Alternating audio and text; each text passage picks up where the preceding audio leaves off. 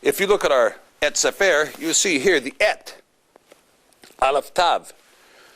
Well, we stumbled into this Aleph Tav when we were walking through the streets of Jerusalem, being led by the Spirit.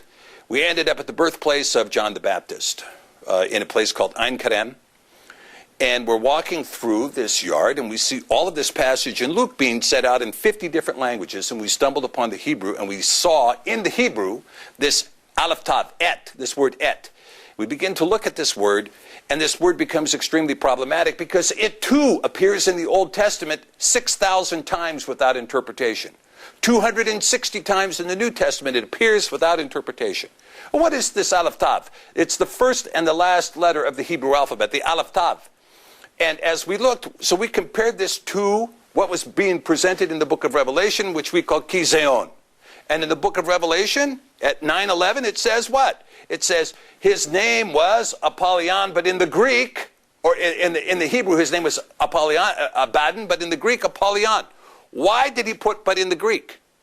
Oh, he says it again in Revelation 16:16, because the book was written in Hebrew.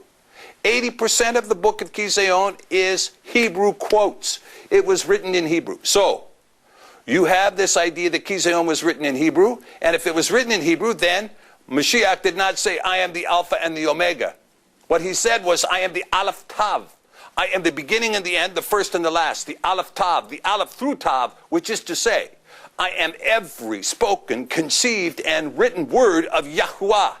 Is this inception in Yahuwah, who is the Word, because the Word was made flesh and dwelt among us. And through him all things were made.